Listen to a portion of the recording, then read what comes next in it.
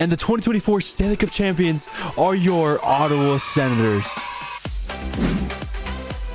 Ottawa just signed Vladimir Tarasenko, a huge signing. He's a huge addition to the Senators team. Does this mean that the Ottawa Senators are now a playoff team?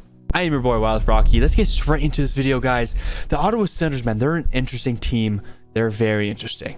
Here's the ins and out from last season to now for the Ottawa Senators. Everyday Sens, this is his post.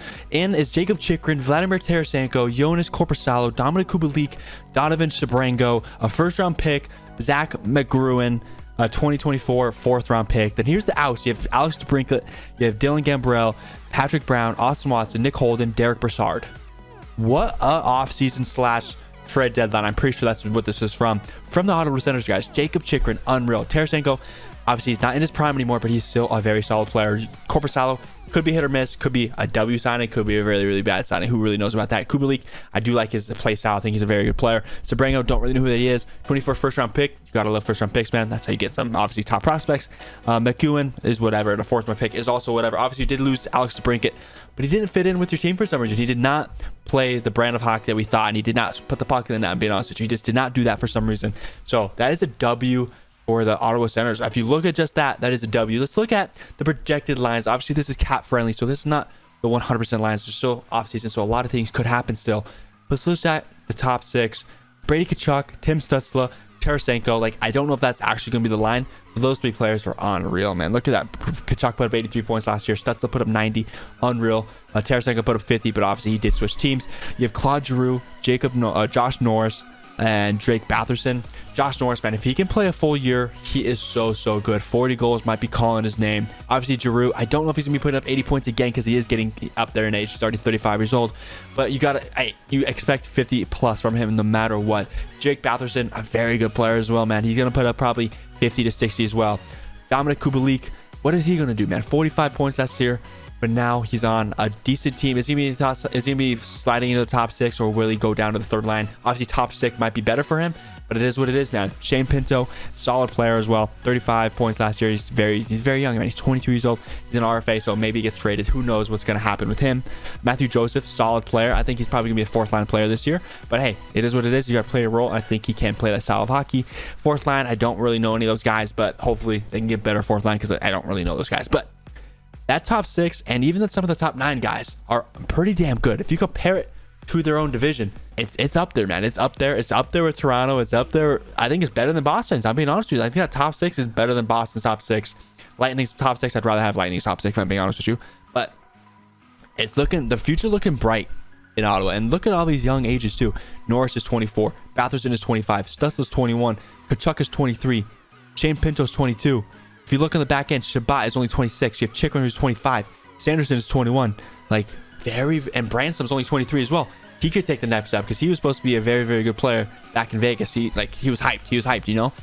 Obviously, let's talk about the D-core. Like I said before, Shabbat, Chikrin, what a players, man. What players those guys are. I think Shabbat can honestly play better than he did last year, and hopefully Chikrin can step up. And obviously he's gonna have a full season under his belt, so hopefully he could play good hockey here. Jake Sanderson, solid player. Zub, he's all right, man. He's all right. Let's be honest with you, he's all right. But I'm hoping Erik Brannstrom here.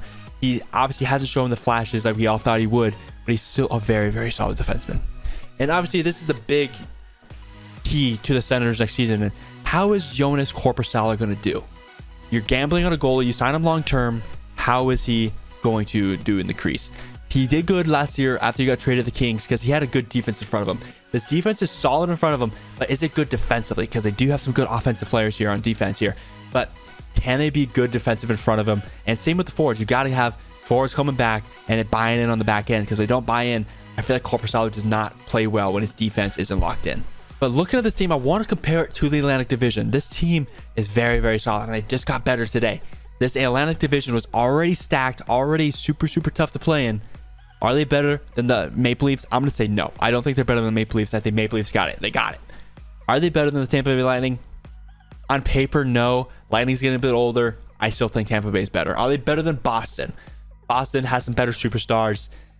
I don't really know. I would lean Boston. I would lean Boston's better. Are they better than the Panthers? I might even lean the Panthers. If I'm being honest with you, out of those four teams, I feel like Boston might slip out. If Ottawa clicks and the coaching staff is good and Korpisalo plays hot, I feel like they might jump in front of Boston, bro. And maybe Florida falls off. I don't think they will. Maybe even Tampa Bay. But I'm feeling Boston, man. I don't know why. But the Bruins, I didn't like that roster. I made a video on it yesterday. I don't know how I'm feeling about the roster, but I'm very curious what you guys think about this Ottawa Senators team, because they're a good roster, man. If you look at the top 6, like I just showed you, even some of the top 9 and the decor, very, very good. You just need, I feel like you need Korpisalo to lock in, win some games for you guys, and the defense, the forwards to lock in on the back end. Then this team can be lethal, man. But who knows if Tarasenko does anything, because obviously Brinkett went in last year and didn't produce at all. So maybe it's an Ottawa thing. I don't really know, but we'll see what happens, guys, because this team is stacked. So can they make the playoffs?